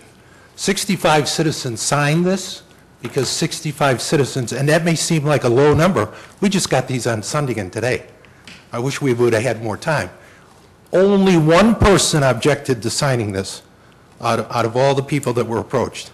As it turned out, I believe the person is at one of the addresses here that's actually going to be bought. The person who was trying to collect these didn't realize that. So I think there's a vested interest in obviously why the person didn't sign. But every other person signed it, everyone that was asked. It's unusual when you get an entire block of homeowners, the entire block, 100%, who sign a petition saying, this is a bad idea. We're not against Fresh Time, we think it's great. Bring Fresh Time in. Bring the trucks in from Ogden. Don't try to bring them in from Fairview. If you minus the 2 fast food restaurants, and again, now you even have more traffic, if you minus those, you could bring the trucks in from there, and you could make your truck lanes there. And then you don't have to worry about hitting some kid, you don't have to worry about blocking the ability of ambulances to go north, or even fire trucks to go north and south. And we did have a fireman with 36 years of experience note to all of us, all 15 of us, because we talked after the meeting too, what it's like being a fireman and trying to get to and from. I kind of knew that. My dad was a fireman for 36 years with the city of Chicago. So I was kind of aware of some of that. But he made it explicitly clear to us that EMTs and emergency vehicles use that route to go north. As it is, when you have a train that stops at Fairview, you already have traffic backed up. And we're going to back it up even more with semis. So those are the concerns.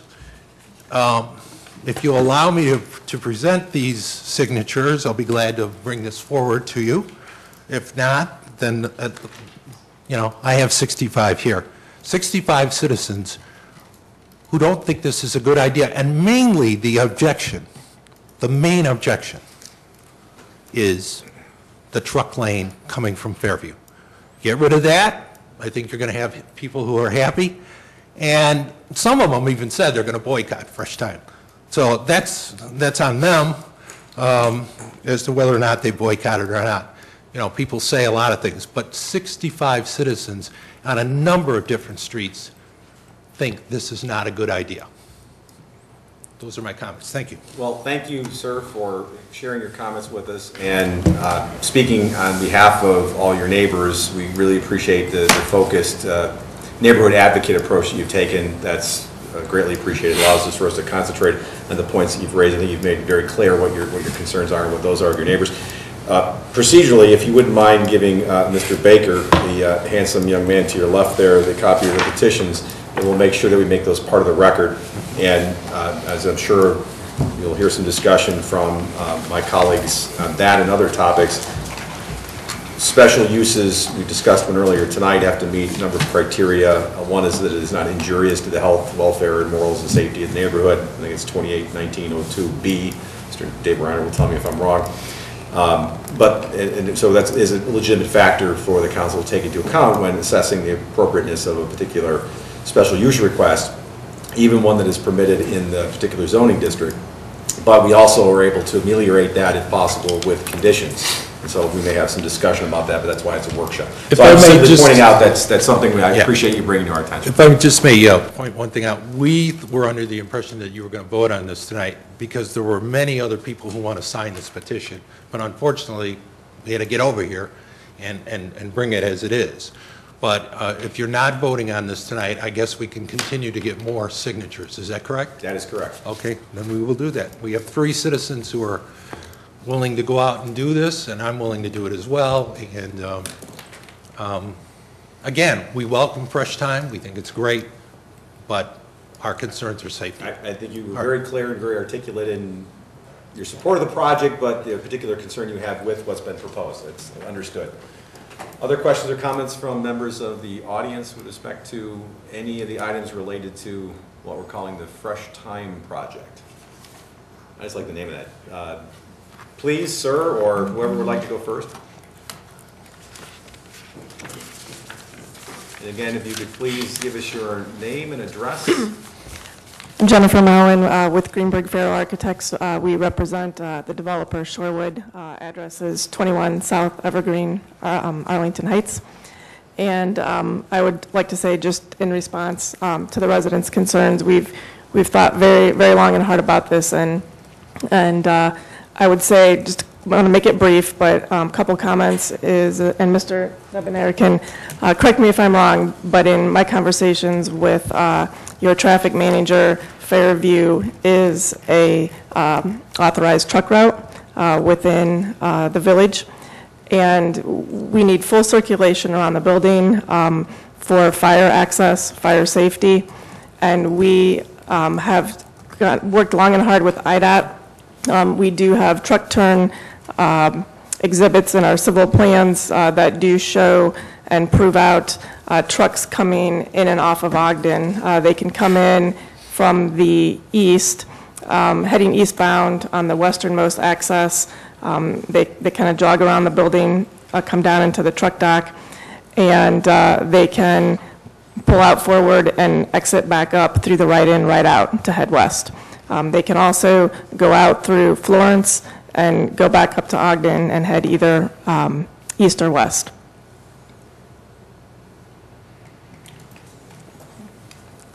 And really, that is all I have in response to the concerns. Thank you, and you might want to stay there because there may be other questions or comments from members of the audience. There may be questions or comments. In fact, I expect there will be some questions or comments from members of the Village Council. And if you don't mind, we'll obviously love to hear from you. We'd appreciate that, and you're welcome. If you head west when you come out... Sir, I apologize, only because if you're not at the microphone, no one at home is going to hear you. So if I can just ask you just to hold tight for a second. Yeah. You certainly can ask another question. This is a workshop. It's a little bit more informal. I was just simply letting them know that there might be other questions, and thank you for that on-the-spot response. I know the gentleman over here had a question. I would just like to give him the opportunity to speak first, and then anyone else who would like to speak again would be more than welcome to. But at first, I'd like to invite anyone who hasn't spoken yet on any of these issues to please share with us their thoughts, and then, by all means, sir, you're welcome to speak again. Thank you. Good evening. Good evening. Thanks. My name is Paul Barr. I live at 402 Sherman Street, which is the corner of Sherman and Fairview, and I thought William did a great job, and I'm not going to add much to it. I just want to throw in the fact that I think having cars coming in and out of that spot would not be a great idea either, in my opinion. We live right at the part of the street where it goes down to 2 lanes, and people are constantly racing with each other to get ahead of each other because they're in a hurry. And there's a constant honking and racing. We were hit pulling into our own driveway at that spot last year, and so I feel like it's not just the trucks, it's also the cars. That's not really all I have to say. Thank you, sir. Appreciate you sharing that with us. Thank you for coming out tonight. Any other comments from any members of the audience who have not spoken yet on these items? Okay, hearing none, sir, if you wanted to add or raise a question, since petitioner representatives are behind you, you'll be heard directly. My question is, a truck that would go onto Florence that can, as you know, can go either east or west, but if they go west, wouldn't they have to cross 4 lanes of traffic, basically? Yeah, they would. Okay. Thank you. All right, thank you. Any other questions from the audience before I open up to questions from the Village Council? We'll give you another shot afterwards. Hearing none from the audience. Questions from members of the Village Council? No real questions. I appreciate the concerns about safety. It's something that we take very seriously here. You know, it's one of those things we just talked about experiences and that we have the ability to modify and adjust as needed. Fairview is a very busy street, but it's not unlike some of the other priority routes in our village that have other uses on them that have semis and large trucks and delivery trucks, box trucks, UPS trucks. I think as far as the access right onto Lake Avenue, I would venture to say, I'm not a truck driver, but I think if a truck driver makes that mistake, they're not going to do it again, certainly, and I think the word will get out in the truck driver community that it's not a through road. There is some signage there in our council questions. There's some comments about signs saying that Lake Avenue is a no outlet, so I think that issue will be addressed there. I do very much appreciate, though, the neighborhood comment and the kind of the proximity and experience that you guys experience, so we can relate that to this petition. As for the petition, I think it was outlined that our comprehensive plan calls for this exact type of project. On Ogden Avenue, we have many levels of challenge with lot depth and size and kind of weird parcels, and this kind of takes care of all of those in one parcel, or one project. It allows us to gain a new tenant, couple new tenants, which will generate much needed sales tax dollars. adds green space, takes care of stormwater, a lot of the things we talked about for the previous petitioner with the apartment building. You know, I certainly will look at the materials and the traffic counts and things like that before we vote on this, which is what I expect we would do next week, be on the active agenda. But my first review looks like this is a great project, and I look forward to it coming in. But we'll definitely keep an eye on safety and access as we go forward. Thank you, Mayor. Thanks, Commissioner. Commissioner Barnett? Thanks, Mayor. There's an awful lot of good about this. You know, Tom kind of went through it, as did Michael a little bit, but this is exactly the kind of thing that I'm hoping that we're able to do more of up and down Ogden Avenue, particularly as it relates to TIF money usage. And we've had, over the last 2 or 3 years, we've had some kind of evolving concepts on how best to use our TIF money, and I think we're on the right track now. I'm glad we're doing it this way, and I'm glad we have it available to us.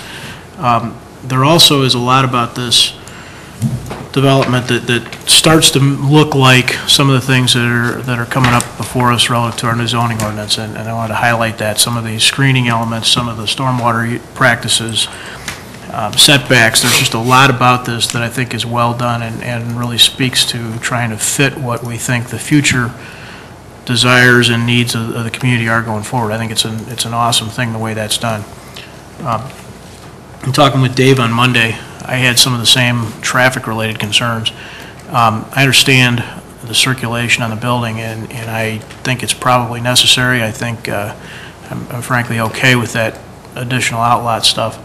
But I'm wondering if we couldn't try and find some way physically on the Fairview entrance and also at Florence to limit folks to going northbound. So you're talking, you know, and you guys are probably getting tired of me hearing saying stuff like this, but you know, right in, right out kind of stuff as it leads to Florence, or I'm sorry, as it leads to Fairview. In the theater of my mind, we'd close Florence headed south, so you could only go out north going to Ogden Avenue. We have all over this community traffic challenges, and you know, there are traffic challenges that are technical, and there are those that are subjective. And whether IDOT says this is okay, or whether somebody can count the cars and say, yeah, the street's wide enough, does not mean it's a desirable condition for residents.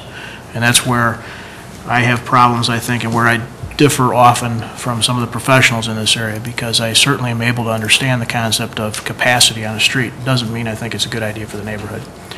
And so I'd like to, you know, suggest that we continue to work and evolve this thing and find some way to physically constrain people from heading south into the neighborhoods from the site. I don't think that's impossible. I don't think it's difficult. You know, I think about, and I guess it'd be interesting to hear when peak times are expected in terms of shopping.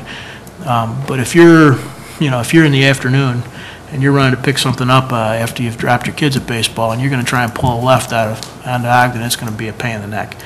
So what are you going to do? I mean, I'll tell you what I'm going to do. I'm going to hang a right onto Florence and head back home. If we close Florence, I'll just drive down Becky Street.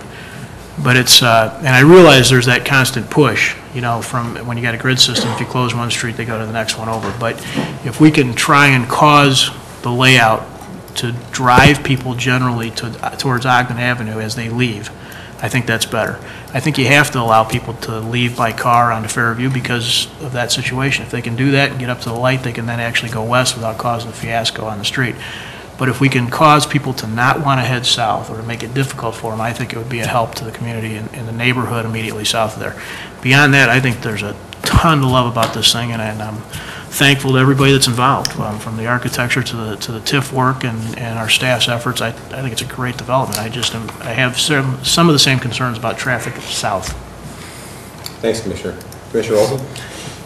I want to congratulate Mr. Casa and the Economic Development team on just a great project. I mean, when we look at Ogden Avenue and the challenges that street faces with the lot depth, the multiple lots, the narrow lots, certain old buildings that have been there forever, things of that nature. I mean, this is a very challenging street. I'm just very pleased that we're seeing new commercial development, and pleased that, again, as the mayor mentioned earlier in relation to a different proposal, I think the economy seems to be picking up. I think that, you know, of course, obviously safety, we need to be concerned about safety. My concern with some of the points that Commissioner Barnett raised particularly relate to the ability of people in that neighborhood to access this facility conveniently. But I think this is just a great win for the community. It's a great win for Downers Grove and for Ogden Avenue. And as Commissioner Barnett mentioned, this is why we have TIF money available, is to facilitate developments that are improving sites on Ogden Avenue, that are achieving multiple goals. I think Commissioner Neustadt mentioned that as well. This is very, very exciting for the community, and I'm very pleased to see it come forward. I hope we do receive, look forward to receiving any additional information on the traffic issues. But I think this is an excellent development. Thank you, Michael, for your leadership and the Economic Development Corporation's leadership on this issue. Thank you. Thank you, Commissioner. I appreciate it. Commissioner Rankin? Thank you, Mayor. I agree with my colleagues that this is a great addition to Downers Grove. I hope to see it move forward. It is in my neighborhood, and I need another grocery store. I'm tired of going to Jewel, so thank you. Now, we like to support all our fine businesses in town. Okay.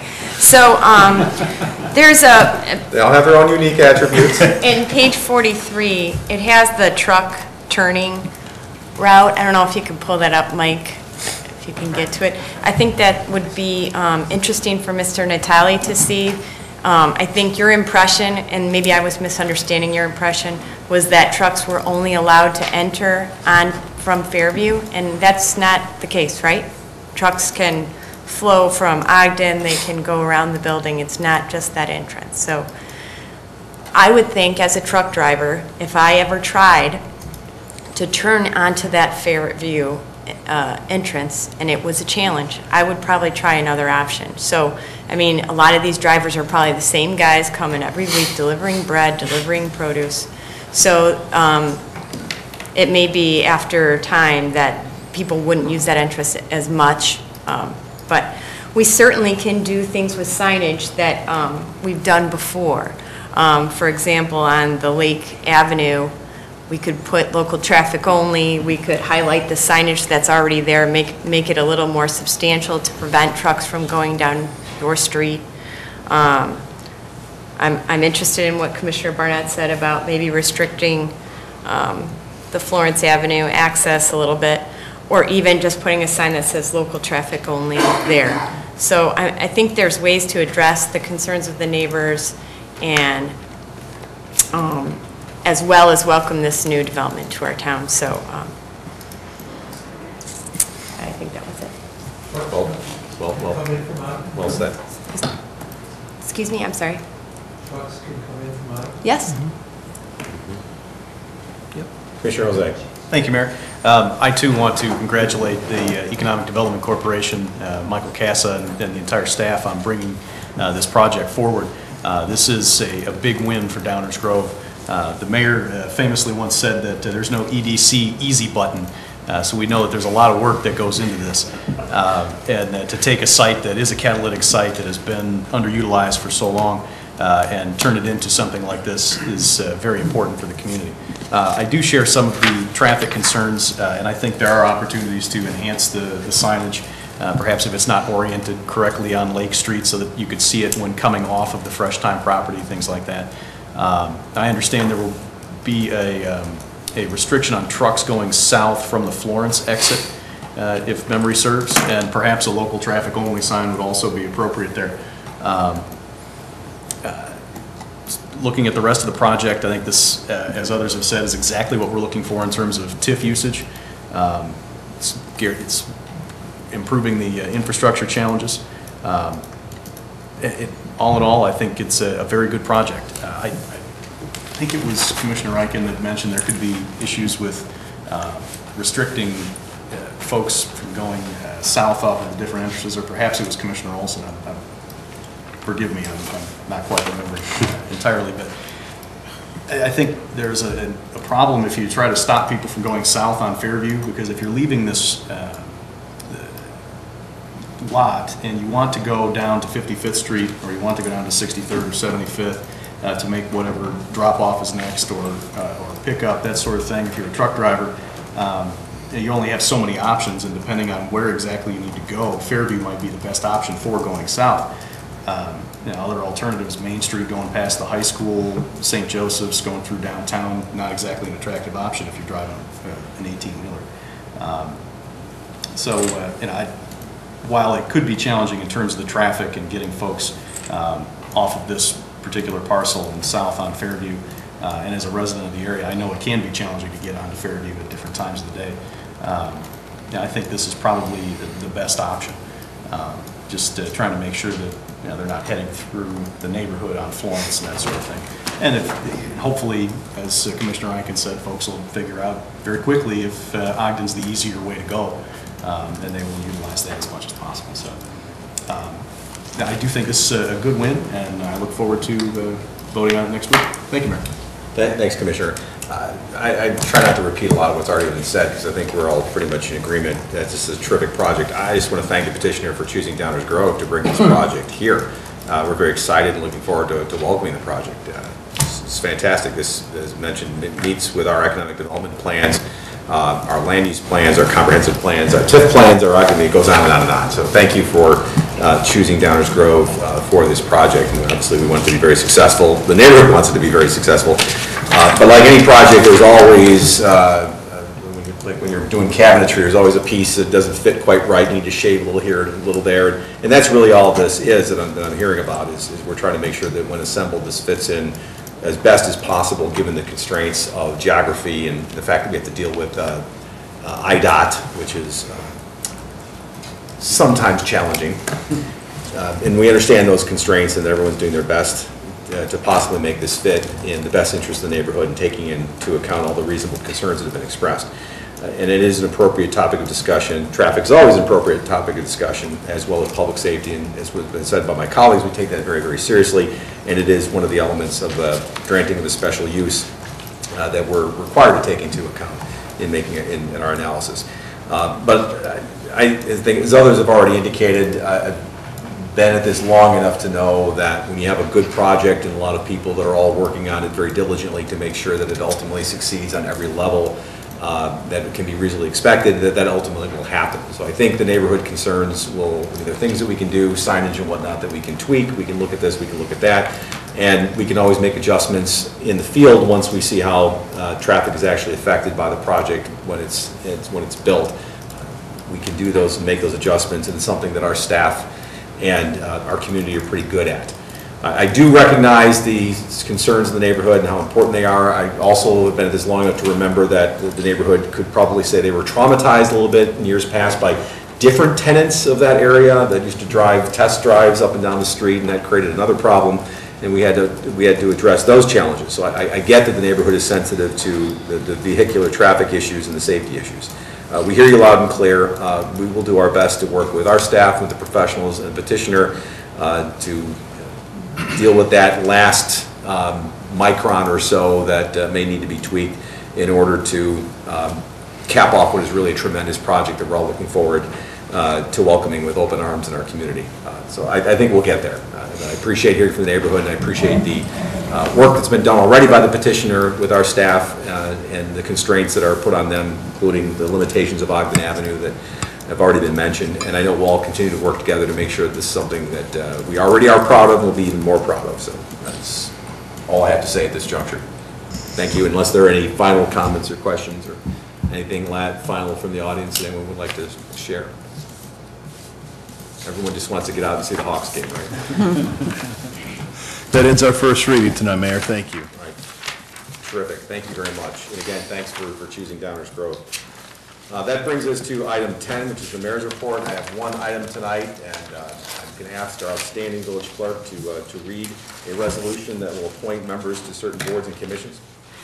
A resolution appointing members to village boards and commissions. Whereas Mayor Tully has made the following appointments to village boards and commissions, now therefore be it resolved that the Village Council of the Village of Downers Grove does hereby confirm the following appointments. Architectural Design Review Board. Reappoint Thomas Casey to a 3-year term expiring August 31, 2017. Appoint Jeff Reimer to a 3-year term expiring August 31, 2017. Community Events Commission, appoint Charles Norgal III to a 1-year term expiring August 31, 2015. Environmental Concerns Commission, appoint John Mlade and Lauren Wachowski to 1-year terms expiring August 31, 2015. Human Services Commission, reappoint Joy Crow to a 3-year term expiring August 31, 2017. Transportation and Parking Commission, appoint John Globe to a 1-year term expiring August 31, 2015.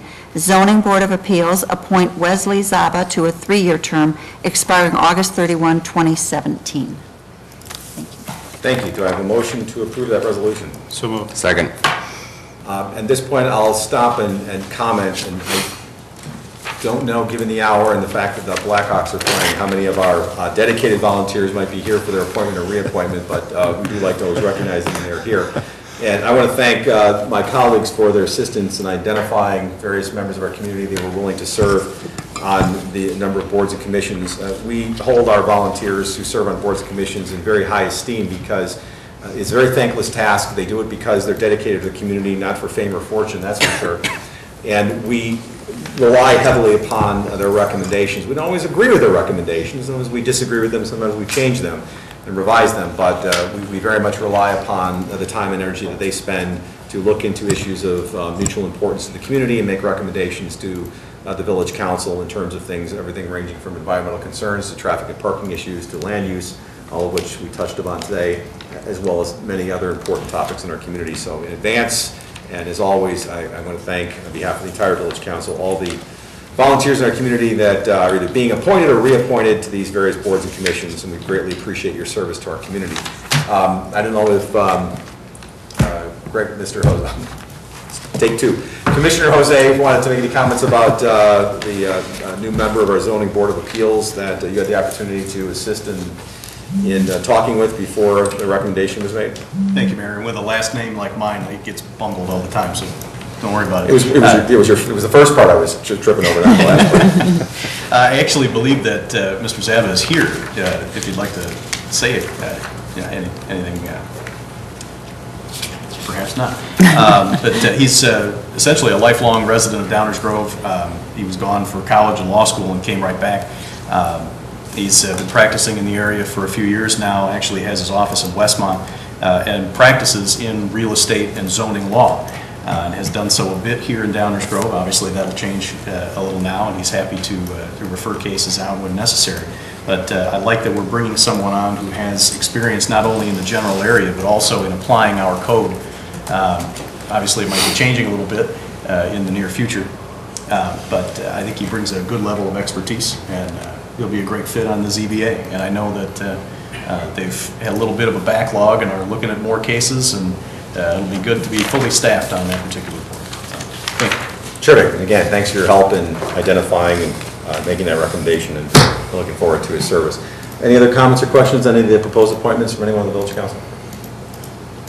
Hearing none, roll call, please. Commissioner Newstead? Aye. Commissioner Olson? Aye. Commissioner Jose? Aye. Commissioner Rankin? Aye. Commissioner Barnett? Aye. Mayor Tully? Aye, matter is approved unanimously, and we'll get right to contacting them and putting them to work. We look forward to their continued contributions. That brings us to item 11, the manager's report. Mr. Fielding? No official report tonight, but the Hawks and the Wild are tied at 0 at the first intermission. So no report tonight, thank you. If I DVR'd it, you just wrecked it. Yeah, I guess when Dawn tweets that out, we're going to have to post spoiler alert on it. Thank you for that important community announcement. Brings us to item 12, village attorney's report. Ms. Petrarca? Yes, thank you, Mayor. 9 items to present tonight, so please bear with me. The first item is an ordinance amending the comprehensive zoning ordinance to rezone property located at 4837 Drendel Road, an ordinance amending the liquor control ordinance concerning charitable games, an ordinance amending the comprehensive zoning ordinance to rezone property located at 4322 Florence Avenue, an ordinance amending the comprehensive zoning ordinance to rezone the property located at 4325 Fairview Avenue, a resolution approving the final plat of subdivision for 317 through 327 Ogden Avenue, 4314 through 4322 Florence Avenue, and 4325 Fairview Avenue, An ordinance amending the comprehensive zoning ordinance to designate the southwest corner of Ogden and Florence Avenues as Planned Development Number 52, and authorize the construction of a grocery store in a 4,500 square foot outlot building. An ordinance authorizing a special use to permit a drive-through restaurant at 305 Ogden Avenue. An ordinance approving a redevelopment agreement between the Village of Downers Grove and SDG Downers Grove LLC. And an ordinance amending the comprehensive zoning ordinance of the Village of Downers Grove, codified as Chapter 28 of the Downers Grove Municipal Code, effective June 15th, 2014. All of which will be on next week's active agenda. Thank you, Mayor. Thank you. And for those that are interested, the item is slated to be voted on next week with respect to the fresh time, just so you're aware. Thank you. Well, that brings us to item 13, which is reserved for council member new business. Many members of the village council have any items of new business they would like to bring forward to their colleagues. Going once, going twice. Hearing none, we'll move to item 14. Do I have a motion to adjourn?